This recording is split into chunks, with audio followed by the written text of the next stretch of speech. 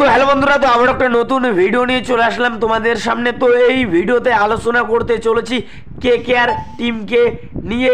তো কেকেআর টিমে নতুন কোচ যুক্ত হচ্ছে, তো কোন কোচ যুক্ত হচ্ছে তো তোমাদেরকে এই ভিডিওতে বলবো। তো এই কোচ এর আগে কেকেআরের হয়ে কিন্তু খেলেছে আইপিএলে, তো সেই কেকেআরের হয়ে খেলা প্লেয়ার এবার কিন্তু কেকেআরের কোচ হয়ে কিন্তু যুক্ত হচ্ছে কেকেআর টিমে।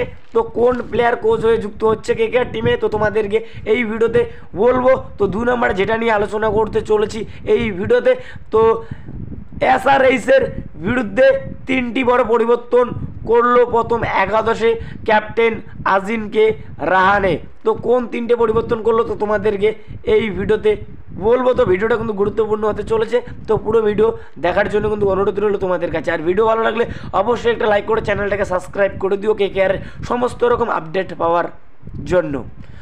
তো যে প্লেয়ারটা কোচ হয়ে কেকেআর টিমে যুক্ত হচ্ছে তো সেই প্লেয়ারটা হলো ইয়ন মর্গান। তো ইয়ন মর্গানকে তো তোমরা সকলেই চেনো।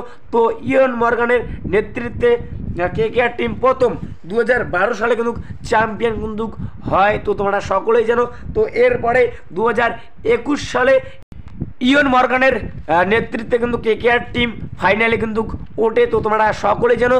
তো এই ইয়ন মর্গান এবার কিন্তু প্লেয়ার হিসেবে যুক্ত হচ্ছে না, এবার কিন্তু কোচ হিসেবে কিন্তু কেকেআর টিমে যুক্ত হচ্ছে। তো এরকমই কিন্তু আপডেট পাওয়া যাচ্ছে এই মুহূর্তে।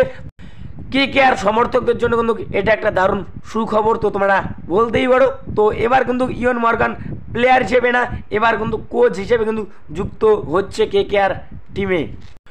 তো এই আপডেটটা পেয়ে কতটা খুশি হলে অবশ্যই ভাই কমেন্ট করে জানাও। তো এরপরে যেটা নিয়ে আলোচনা করতে চলেছি এই ভিডিওতে, তো কেকেআরের নেক্সট ম্যাচ হায়দ্রাবাদের বিরুদ্ধে। তো তোমরা সকলেই জানো তো কেকেআরের কিন্তু হোম ম্যাচ তো ইডেন গার্ডেনে কিন্তু খেলা হবে এই ম্যাচটা। তো এপ্রিল মাসের 3 তারিখে এই ম্যাচটা হবে। তো খেলাটা শুরু হবে সন্ধ্যা 7:30টার সময়। তো কেকেআর এবং এসআরএইচ মোট ম্যাচ খেলেছে আইপিএলে 27টা। তো 27টা ম্যাচের মধ্যে কেকেআর 18টা ম্যাচ উইন হয়েছে, এসআরএইচ 9টা ম্যাচ কিন্তু উইন হয়েছে। তো কেকেআর এসআরএইচের বিরুদ্ধে গত 8টা ম্যাচে 6টা ম্যাচ কেকেআর উইন হয়েছে এবং এসআরএইচ 2টি ম্যাচ কিন্তু উইন হয়েছে। তো এখানে কেকেআরের পাল্লাটা কিন্তু একটু ভারী, তো তোমরা বলতেই পারো। তো এসআরএইচের বিরুদ্ধে তো আজিনকে রাহানে বড় 3টে পরিবর্তন কিন্তু করলো টিমে। এসআরএইচের বিরুদ্ধে যদি কেকেআরের বেস্ট প্লেইং 11-এর কথা বলি তোমাদেরকে, তো প্রথমে যে দুজন ব্যাটসম্যান নামবে ওপেনার হিসেবে কুইন্টন ডিকক এবং মনীষ পান্ডে। তো কুইন্টন ডিককের সঙ্গে মনীষ পান্ডে কিন্তু প্রথমে নামবে।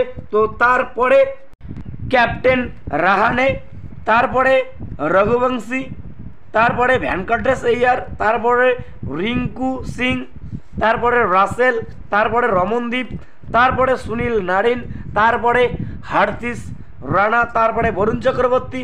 তারপরে তো এই ম্যাচে আমরা দেখতে চলেছি অ্যান্ড্রিক নকিয়াকে। তো অ্যান্ড্রিক নকিয়া এই ম্যাচে কিন্তু ফিরতে চলেছে। তো এরকমই কিন্তু আপডেট পাওয়া যাচ্ছে এই মুহূর্তে। তো এই সব প্লেয়ারই কিন্তু খেলতে পারে এসআরএইচের বিরুদ্ধে। তো তোমরা অবশ্যই ভাই কমেন্ট করে জানাও। তো যে ম্যাচটা হবে এপ্রিল মাসের 3 তারিখ কেকেআর ভার্সেস এসআরএইচ, তো এই ম্যাচে কোন টিম জিতবে, কেকেআর নাকি এসআরএইচ? তো এই ভিডিওতে তোমাদেরকে এতটুকুই বলা ছিল। তো যদি ভিডিওটা ভালো লাগে অবশ্যই একটা লাইক করে চ্যানেলটাকে সাবস্ক্রাইব করে দিও কেকেআর সমস্ত রকম আপডেট পাওয়ার জন্য।